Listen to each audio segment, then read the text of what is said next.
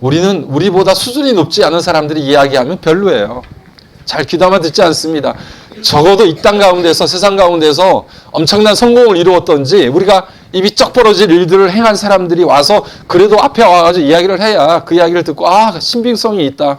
저 사람 저렇게 하더니 성공했구나. 이렇게 이야기를 듣는 것이지, 저렇게 칠흑 같은 어둠 밤에서 양이나 치고 아무도 알아주지도 않고 주목하지도 않는 어떤 사람이 와서 내가 이런 엄청난 일을 겪었어요 라고 이야기를 한다고 해도 그 이야기에 전혀 귀를 기울이지 않는 세상이 예나 지금이나 마찬가지예요. 그런데 한 사람 마리아가 그 목자들의 이야기를 마음속 깊이 새기고 들었어요. 그래서 오늘 우리에게 들려주는 이야기가 비록 부족하고 연약하고 약한 사람들이 이야기를 전해주어도 그 이야기를 가슴에 깊이 새겨야 한다. 하나님은 때로는 부족하고 연약하고 보잘것없는 사람들을 통해서 당신의 뜻을 전하시는 경우가 성경에 가득 차 있어요.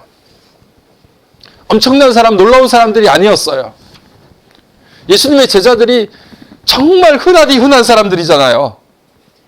못 배운 사람들이잖아요. 사도행전 4장 말씀을 보니까 그 무식했던 베드로와 요한을 통해서 성전 앞에서 구걸하던 그 안전뱅이가 일어나는 역사가 일어났어요. 사람들이 웅성거리기 시작했습니다. 그런 사람들을 향해서 베드로가 오늘 예수 그리스도께서 어떻게 우리 가운데 오셨고 어떤 일을 행하셨는지에 대해서, 복음에 대해서 정확하게 말씀을 전하는 거예요. 그 이야기를 그 당시에 유명한 사람들, 얼굴 보면 누구나 알 법한 사람들, 이런 사람들이 그 베드로가 이야기하는 이야기를 다 듣습니다. 그러면서 사도행전 4장 말씀을 보니까 뭐라고 이야기하느냐 하면, 그 사람들이 이 베드로를 포함한 예수님의 제자들이 다 평범하고 수준 이하의 사람인 줄로 알았다가 너무 하나님의 말씀을 명확하게 자신들이 생각하고 자신들이 증거해야 될 복음을 분명하게 조리 있게 전하는 것을 보고 깜짝 놀랐다고 그렇게 성경이 기록하고 있습니다. 그러니까 당시에 예수를 따르는 사람들, 예수님의 제자들조차도 세상 사람들에게 주목을 받지 못했던 아주 부족하고 연약한 사람들이었어요. 그런 사람들을 예수님께서 끌어모아가지고 너희들 나에 대해서 세상에 나아가서 증인이 돼야 된다, 증거를 해야 된다, 이렇게 세워주신 거예요. 그러니 여러분, 그렇게 연약하고 약한 사람들 하나님의 말씀을 전하니까 주목하지 않아요. 주의를 기울이지 않아요. 세상은 예수님에 대해서 별다르게 관심을 갖지 않습니다. 성탄절이 되어서 우리는 이렇게 옹기종기 모여서 하나님 앞에 예배를 드리지만 세상 그 어디도 조용해요. 그냥 하루 쉬는 날일 뿐, 더 이상 더 이하의 의미도 그들에게 없는 거예요. 여러분, 오늘 우리 가운데 오신 그 주님에게 우리의 주의력을 집중하고 우리의 눈과 귀를 그분에게 온전히 집중해서 그분이 오늘 우리 가운데 오셔서 우리의 삶의 주인이 되어주시고 왕이 되어주신다는 것을 볼 때에 오늘 저와 여러분들의 심령 가운데 참된 평화가 임하는 거예요.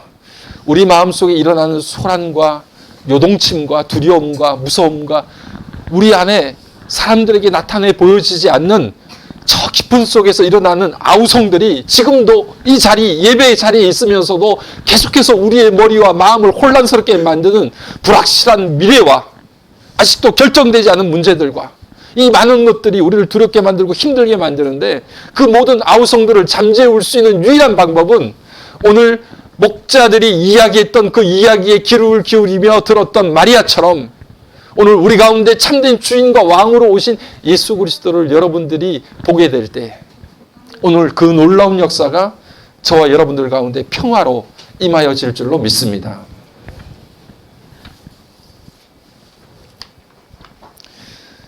우리가 10절 말씀을 반복해서 보고 있는데, 천사들이 목자들에게 전했던 말씀은 첫 번째가 무서워하지 말라는 거예요. 오늘 설교 제목은 두려워하지 말라라고 기록되어 있지만 그 말 같은 의미예요. 무서워하지 말라.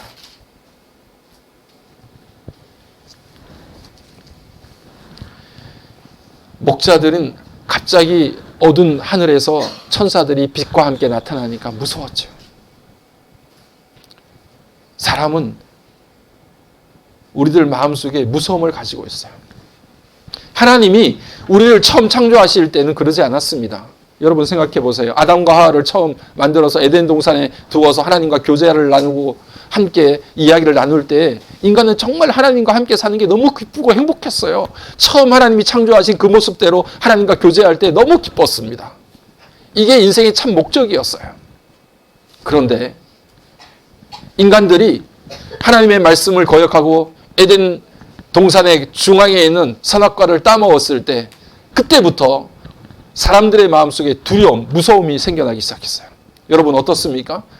성경 말씀을 읽어보니까 그때 아담과 하와가 하나님의 낯을 피하여 나무 사이에서 나무 그늘에 숨었더라. 이렇게 성경이 기록하고 있습니다. 전에는 그러지 않았어요. 하나님과 함께 동행하고 하나님과 교제할 때 에덴 동산의 처음의 모습은 그렇지 않았습니다. 이것이 완전히 바뀌어진 것은 무엇 때문이냐? 아담과 하와가 하나님 앞에 죄를 저질렀을 때, 범죄했을 때 그때부터 인간의 마음속에 두려움이 생기기 시작했어요. 하나님의 낯을 피하고 숨기 시작했습니다. 우리 마음속에 생겨난 두려움의 근원은 다른 것이 아니라 하나님과의 관계가 파괴됐을 때 일어난 게 두려움이에요. 그 두려움 때문에 우리는 이 땅 위에 살면서 계속해서 그 두려움을 간직하고 있는 거예요. 그 두려움을 해결할 방법이 없어요. 우리는 오늘도 사람들에게 거절되는 것에 대해서 두려움을 갖습니다. 우리의 불안한 미래 때문에 두려움을 가져요. 심지어는 우리의 자녀들 때문에 무서움과 두려움을 가질 때가 있어요. 내 자식들이 어떻게 될까? 어떤 일들을 겪을 때마다 불안하고 두렵습니다. 아이들에게 어떤 문제가 덜컥 생기게 되면 이 문제 때문에 아이들의 미래가 흔들리는 것은 아닐까? 그 생각 때문에 초조하고 긴장돼요. 이 두려움이 우리 마음속에 떠날 길이 없어요. 어제 우리가 성탄 예배를 주일날 때 예배를 드렸는데 예배를 마치고 장로님과 함께 저희가 1년에 한 번씩 김포에 있는 제 친구 목사 교회를 찾아가서 함께 기도해주고 우리 교회에서 준비한 여러분들이 내신 헌금 중에 일부를 떼서 그 교회에 전달하고 그렇게 했거든요. 몇 해 전에 이 친구가 갑자기 뇌출혈이 와서 오른쪽이 사용을 못하는 마비가 되는 그런 상태가 돼서 그래도 언어 능력이 상실되지 않아서 말은 곧잘 잘하고 문제가 없어요. 얼마 전에 우리 교회에 와서 말씀을 전하기도 하셨습니다. 그 연락을 했는데 자기가 갑자기 다리가 안 좋아져서 병원에 입원을 해 있다 이렇게 이야기를 해서 어제 장로님과 함께 예배를 끝내고 6시부터 면회 시간이다 해서 그 병원을 부천에 있는 병원인데 찾아갔어요. 그리고 사모님이 휠체어에 목사님이 타고 이렇게 밀어서 러브웨이에서 만났습니다. 자초지종 이야기를 어떻게 해서 오게 됐는지 그렇게 이야기를 들었는데 목사님이 이제 오른쪽을 못 쓰시니까 걷는 것이 다 몸이 뒤틀리게 됐어요. 그래서 오른쪽 다리 발가락 새끼 발가락을 어쩌다 힘을 이렇게 많이 주게 되는지 그쪽을 주게 되는지 그쪽에 염증이 계속 생겨서 그 염증 때문에 계속 고생을 했는데 얼마 전에는 그 염증이 다리 전체로 다 퍼져 버렸어요. 그래서 그 염증이 자꾸 이제 다리로 옮겨지게 염증은 옮겨지니까 다리 전체로 다 퍼져서 그러니까 발 전체가 다 고름으로 가득 차게 된 거예요. 안에 막 깊이 신경도 막 건드리게 되고 힘줄도 건드리게 되고 그러니까 병원에서는 심지어는 다리를 절단할 수밖에 없는 상황이 생길 수도 있다라고 이야기를 하면서 발에 7개 구멍을 내서 거기에 고름을 빼는 관을 꽂고 해가지고 지금 다리를 수술을 한 거예요. 그런데도 지금 그게 온전치를 않아서 내일 다시 3개의 구멍을 다시 뚫어서 더 처치를 해야 될 그런 상황이 있어서 내일 2차 수술에 들어간다고 그럽니다. 그렇게 이야기를 듣다가 친구 목사가 서 목사, 이렇게 나도 힘든데 왜 힘든 일이 시작되면 이렇게 힘든 일이 겹쳐서 나에게 오는지 모르겠어. 이렇게 이야기를 하면서 어려운 이야기를 꺼내기 시작했어요. 그 이야기는 뭐냐 하면 그 목사님에게 딸이 둘이 있는데 큰 딸은 시집을 갔고 둘째 딸이 집에서 이제 직장을 이렇게 서울로 다니게 됐는데 아마 직장을 다니면서 많이 힘든 일들을 많이 겪었나 봐요. 내가 관심을 가지고 더 많은 사랑을 쏟아 부으려고 하지만 직장 속에서는 그 사랑에 대해서 거부하는 사람도 있고 전혀 다른 반응을 보이는 사람들도 있고 그런 일들을 겪으면서 마음속에 상처도 많이 받게 되고 이 둘째 딸이 우울증이 오기 시작했어요. 그리고 급기야는 공황장애를 앓아서 출근길에 전철에서 쓰러지기도 하고 그래서 어디론가 실려가기도 하고 이런 상황들을 겪게 됐는데 지금 사모님은 목사님 모시고 병원에서 다리 치료하는데 간병하느라고 곁에서 떠날 수 없고 집에는 텅 비어 있는데 그 아이만 혼자서 둘째 딸만 그 집에 이렇게 있게 되는데 며칠 전에 엄마한테 유언서를 보냈다 그러더라고요. 유언장을. 그래서 차라리 나는 빨리 죽고 싶다. 이런 편지를 보낸 거예요. 그래서 어떻게 했으면 좋을지 모르겠다. 그리고 계속해서 자살을 시도하고 그러면서도 한편으로는 이러지 말아야지 되는 생각이 한편으로 또 드는 거예요. 그래서 자기가 또 자살 예방센터에다가 또 전화도 해보고 그냥 자기가 어떻게 할 수 없는 막다른 골목에서 막 아우성치는 그런 딸의 모습을 다른 곳도 아니고 병원에서 그렇게 있으니까 너무 마음이 찢어지는 거죠. 뭐 이야기는 하지만 저나 장로님이나 그 이야기를 어떻게 10분 이해를 할 수 있겠어요. 그런 글을, 그런 편지를, 그런 메일을, 그런 문자를 부모가 받아보고 읽는다고 하면 그것은 뭐 이루 말할 수가 없겠죠. 우리는 사람들로부터 거절당할 때, 누군가가 나를 밀어낼 때 두렵고 무섭습니다.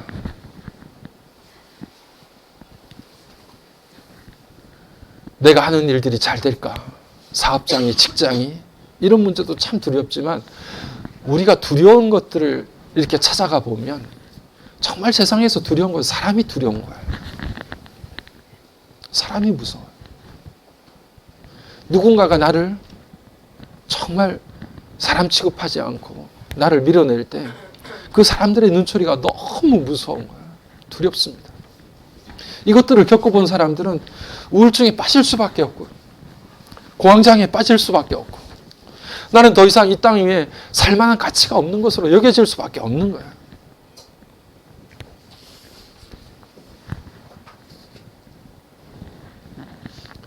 그런데 여러분, 이렇게 우리는 두렵고 무서운데 천사들이 목자들에게 10절에서 했던 말들을 이렇게 우리 다시 기억을 해보면 무서워하지 말라 라고 이야기하고 그 다음 말이 보라예요. 무서워하지 말라, 보라. 내가 온 백성에게 미칠 큰 기쁨의 좋은 소식을 전하노라. 그렇게 이야기합니다. 우리의 삶은 무서울 수밖에 없고 두려움 속에 그 근원적인 하나님으로부터 떠나서 하나님과의 관계가 파괴되면서부터 시작된 이 두려움이 이 땅 위를 사는 동안 우리를 떠날 길이 없는데 그런데 이 두려움으로부터 벗어날 수 있는 길은 무엇인가 하니 보라. 보라는 거예요. 뭘 보냐? 뭘 볼 때, 뭘 느끼고, 뭘 마음에 새길 때 이 두려움으로부터 벗어날 수 있느냐?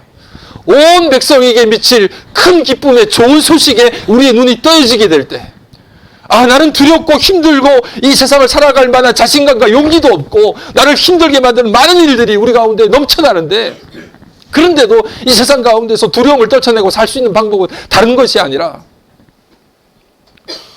오늘 예수가 내게 왔다는 거예요. 예수가 내 삶의 주인이 되고 왕이 되어 주셔서 내 가운데 오셨다는 거예요. 내 이름으로는 내 앞에 닥쳐진 이 어려움과 두려움들을 물리칠 수 있는 방법이 없는데, 이 무서움과 소스라치게 놀라는 이 삶의 현실을 이겨낼 수 있는 방법이 없는데, 보라, 보라.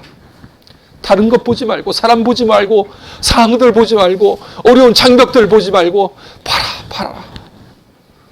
온 백성에게 미칠 큰 구원의 이 기쁜 소식을 봐라. 이것을 깨달아라. 이것에 너희의 마음을 온통 다, 너희의 신경을 쏟아 부어라. 그러면 두려움으로부터 벗어날 거예요. 여러분, 하나님과의 관계가 정상적으로 회복되고 하나님과의 관계가 나와 밀착이 되면 내 안에 있는 두려움이 사라지게 돼요. 우리 자녀들 앞으로의 해야 될 일들, 미래의 불확실한 사실들, 물론 우리를 두렵게 만들어요. 나는 어떤 것을 선택하고 나가야 될까? 내 앞길은 어떨까? 두렵습니다. 누구나 다 두려워요. 어른이 돼도 두려워요. 다 두려워요. 그런데 오늘 내 삶 가운데 주님이 왕으로, 주인으로 내 가운데 오셨다는 이 사실에, 그 메시지에 집중하게 되고 그것을 마음에 새기면 하나님이 인도하실 거야. 할렐루야. 하나님이 내 삶을 붙들어 주실 거야. 하나님이 내 발길이 닿는 곳마다 나와 동행해 주시고 내 손을 붙들어 주실 거야. 그런 자신감이 생기게 되는 거예요. 어느 날 나도 모르게 내 안에 두려움과 무서움이 사라지게 돼요. 나이가 들면 죽음이 두렵습니다. 언젠가 죽을 것은 알지만 어른들이 그렇게 이야기하잖아요. 죽을 만큼 아파야 죽는다는데 얼마나 힘들어요, 이게. 죽음이 두려워요. 그런데 오늘 우리 가운데 예수 그리스도가 삶의 주인이요 왕으로 오셨다는 사실을 내 마음속에 새기다 보니 어느 날 죽음의 두려움이 사라지고 천국에 대한 소망이 생기기 시작합니다. 하나님과 우리와의 관계, 주님과 우리의 관계가 새롭게 만들어지게 되면 여러분 두려움이 사라져요. 오늘 우리 시편 27편 1절부터 3절 말씀을 같이 앞을 보면서, 여호와는 나의 빛이요 나의 구원이시니 내가 누구를 두려워하리요. 여호와는 내 생명의 능력이시니 내가 누구를 무서워하리요.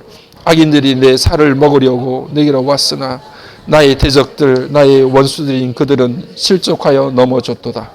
군대가 나를 대적하여 진칠지라도 내 마음이 두렵지 아니하며 전쟁이 일어나 나를 치려할지라도 나는 여전히 태연하리로다. 아멘. 여러분, 시편 27편 1절부터 3절의 말씀이 얼마나 놀랍습니까? 하나님이 내 빛이 되어주시고 하나님이 내 구원이 되어주시니까 전쟁이 일어나도, 수 없는 군대가 나를 둘러싸고 있어도 나는 두려워하지 않는다. 태연하다. 여러분, 삶이 전쟁이지요. 여러분의 삶의 현장이 전쟁이지 않아요?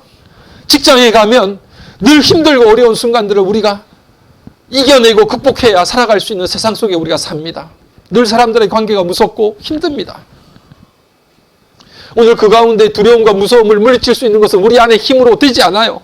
우리는 늘 좌절하고 절망해요. 내가 어떻게 하려고 결심하고 결단하지만 그 결심과 결단이 우리 가운데 오래가지 못한다는 것을 누가 뭐라 하지 않아도 우리 스스로 너무 잘 알고 있어요.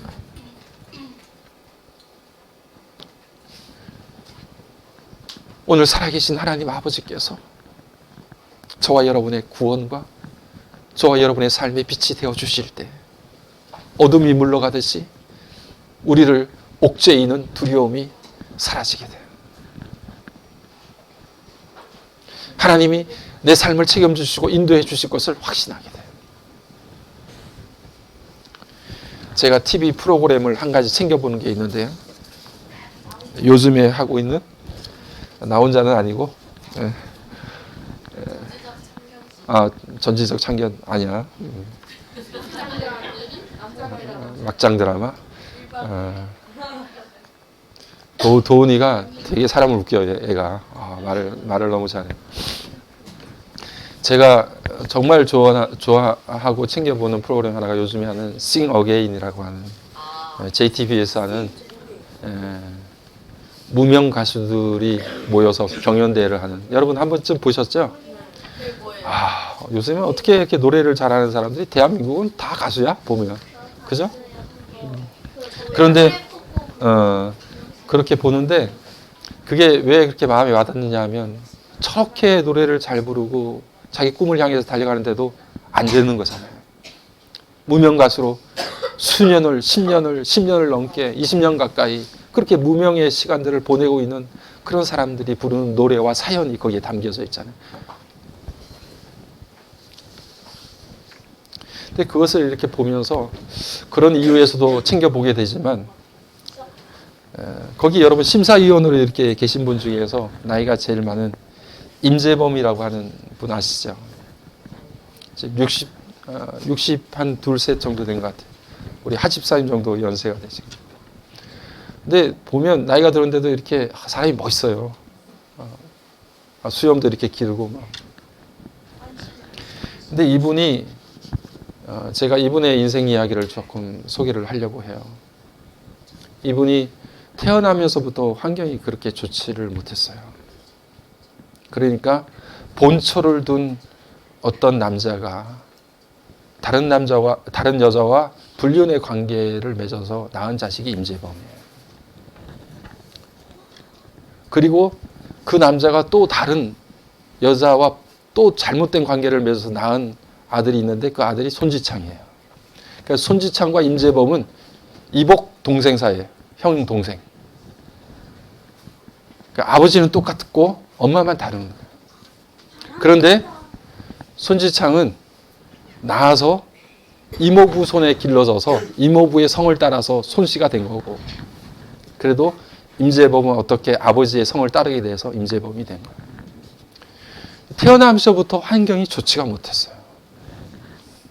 아버지에게 따뜻한 사랑 한번 받지를 못했고 이 아버지가 못된 아버지였어요. 손지창 같은 경우에는 나중에 대학을 들어가면서 힘드니까 아버지에게 대학 등록금이라도 대달라고 찾아갔다가 문전박대를 당하고 쫓겨났어요. 니는 내 아들이 아니라고. 그러니 임재범은 어릴 때부터 아버지로부터 그 따뜻한 사랑 한마디 말도 듣지 못하고 자랐던 터라 결혼을 하고 결혼 생활을 하는데도 늘 마음속에 불안과 염려, 두려움이 늘 간직되어 있는 거예요. 충분한 사랑을 섭취하지 못한 아이들이 자라나도 불안전한 삶을 살게 돼요.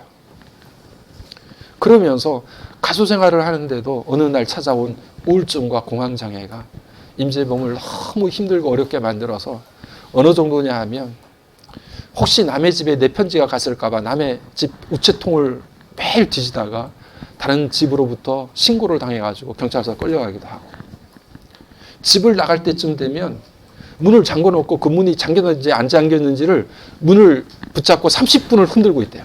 30분.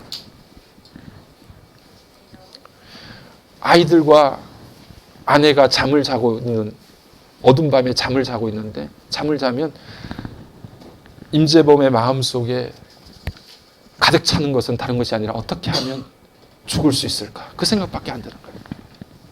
아내와 자식들이 자고 있는 그 사이에 나는 어떻게 하면 죽을 수 있을까? 그 생각밖에 안 하는, 그것을 6년 동안이나 했다고 그래요.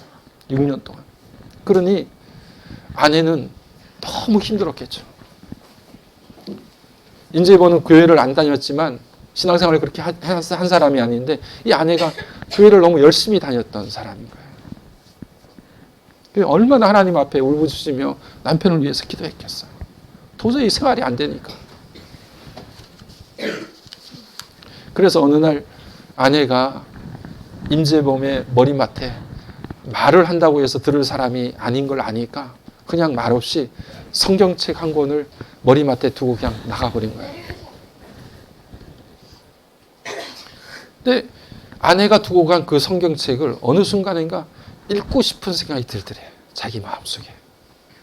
그래서 임재범이가 성경책을 읽기 시작했는데 그 성경책을 계속 밤낮 그 성경책을 계속 읽게 되더라는 거예요. KBS 어느 방송국에 나와서요, 자기 인생 이야기를 수년 전에 했던 이야기가 있는데 이 이야기를 KBS 방송에서 나와서 이야기를 하는 거예요. 일반 방송에서 종교적인 이야기를 해야 될지도 모르겠지만, 이거 괜찮은지 모르겠지만 이렇게 단서를 붙이고 임재범이 이야기를 하는데요. 그때 아내가 머리맡에 놓고 간 성경책을 읽으면서 6년 동안 매일 밤마다 하루도 빠짐없이 아이들과 아내가 잠든 사이에 나는 어떻게 죽을 수 있을까? 죽는 방법만 찾고 죽을 자리만 찾았던 난데, 아내가 머리맡에 두었던 성경책을 읽기 시작하면서 나도 모르게 우울증과 공황장애에서부터 벗어날 수 있었다고 고백을 하더라고. KBS 방송에. 예. 이 이야기를 여러분들과 함께 이 성탄절에 나누고 싶어서 제가 말씀을 드린 거예요. 오늘 목자에게 들려졌던 천사의 이야기는 무서워하지 마. 무서워하지 마. 두려워하지 마. 보라, 뭘 봐야 무서움으로부터 벗어날 수 있느냐. 온 백성에게 미칠 큰 구원의 기쁜 소식에 우리의 눈이 떠여지고 우리의 귀가 열려지게 되고 그것이 우리 마음에 새기게 되면 나를 두렵게 만들고 나를 우울하게 만들고 나를 공황장애에 빠뜨리는 모든 두려움으로부터, 무서움으로부터 벗어날 수 있다는 거예요. 이러니 복음 아닙니까, 여러분? 기쁜 소식 아니에요? 오늘 이 기쁜 소식이 저마다 각자의 인생길에서 여러 가지 많은 걱정과 두려움과 무서움이 누구에게 말 못할 그런 두려움들이 우리들 다 각자가 가지고 있는데, 그 옛날 2000년 전에 목자들에게 들려줬던 메시지가 아니라 오늘도 어둡고 쓸쓸한 두려움의 들녘에서 혼자 벌벌벌 떨고 이것을 어떻게 해야 될지 모르는 우리들의 각자의 심령 가운데 무서워하지 마. 보라. 온 백성에게 미칠 큰 구원의 기쁜 소식을 내가 너희에게 전하노라. 이 메시지가 여러분의 심령 가운데 울려 퍼지기를 주의 이름으로 간절히 축복합니다.